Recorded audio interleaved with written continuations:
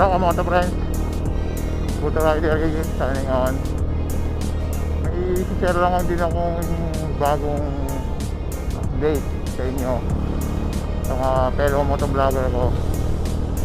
Sino kaya ang sikat na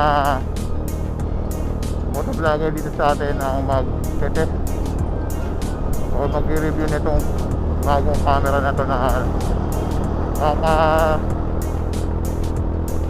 kakalabas lang o kakaliliis lang. So naano ko lang din naman to sa aking pinapalo ng mga channel sa YT.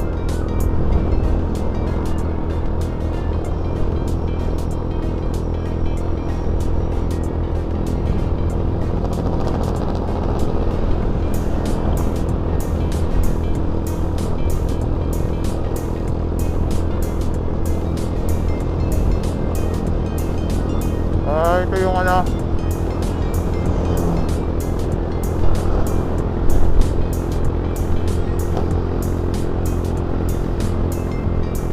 INSTA360 1R na release ng YT channel ng 360. Ito yung ultimate adaptive action camera na meron siyang capability na mag-shoot ng freeway.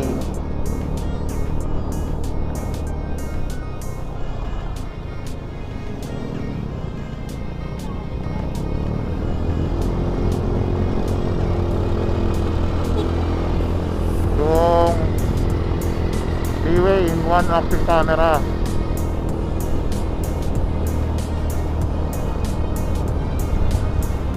Yung 360 degree plus 40 wide angle and 5.3 1-inch sensor. Yun yung after 360 specs. Then panoorin nyo doon sa screen, share ko sa inyo, credited to INSTA360.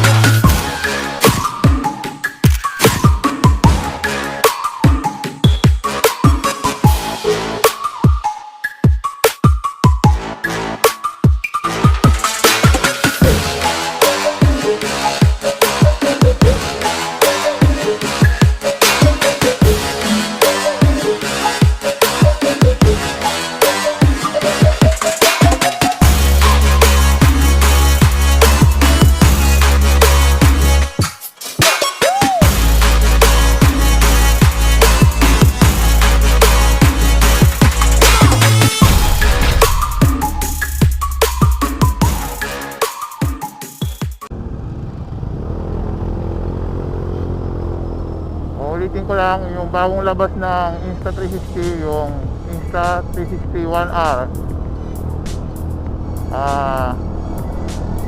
the ultimate adaptive action camera which is three-way to shoot just one camera,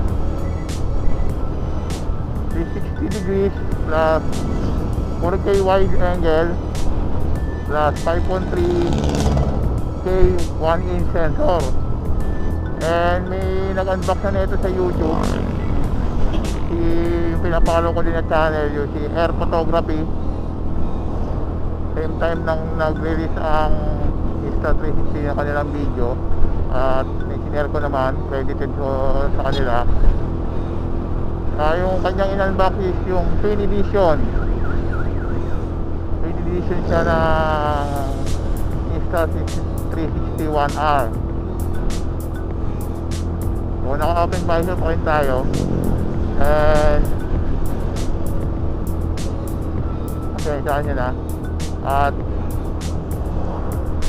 yung kanyang in-unbox is Twin Edition as per info na binigay niya sa channel niya, dahil ang kanyang in-unbox is yung with action camera o ultimate adaptive action camera mode and yung 360 camera mode. And share ko lang din sa inyo is yung Insta360 founded by JKU,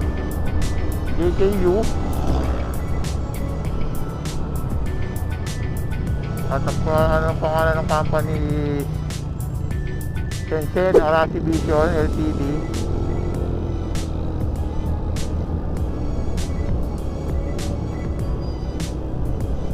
Camera company sila, at yung kanilang nasa Shenzhen, Guangdong, China. Founded siya 2014. And hopefully nagustuhan ninyo yung sinare ko sa inyong info and update, at sana bagong abangan na camera natin dito sa atin sa mga top motovlogger natin na sino kaya magre-review. Ang nag-review dati ng Insta360 or bumili magkaka si Joem Vlog and si Motodeck, binigyan siya ng review unit ng Insta360, at si Asfalto.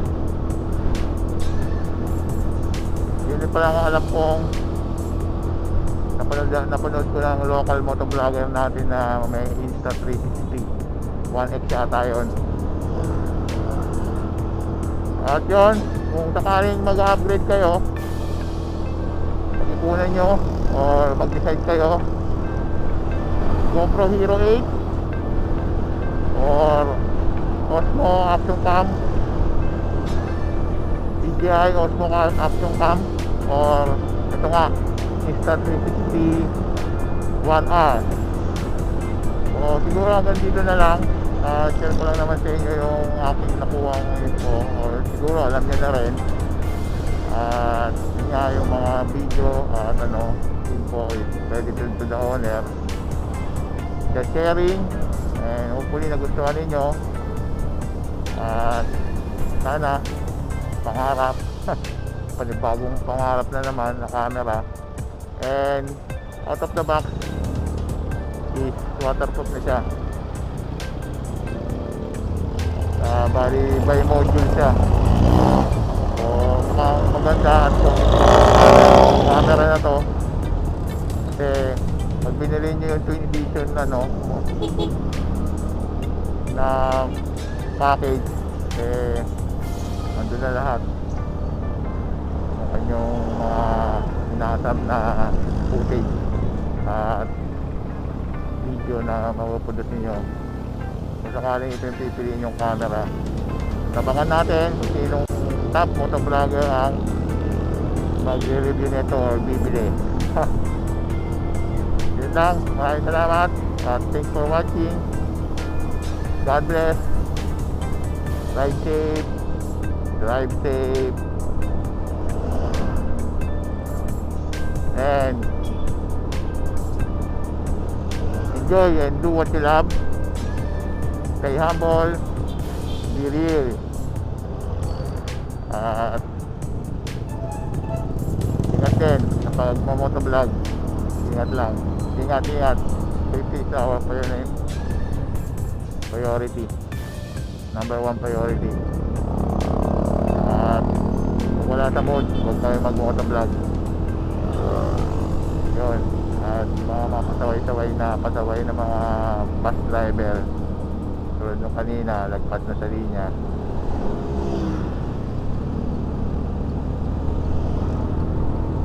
Ingat lang din at be alert.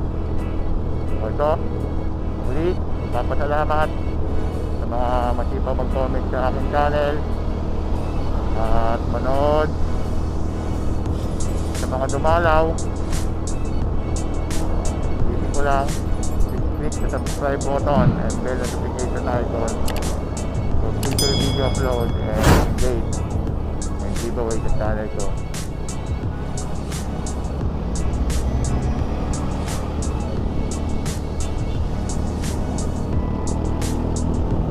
Recoder here, signing up, and peace out, and please like and share para konting tulong sa channel ko.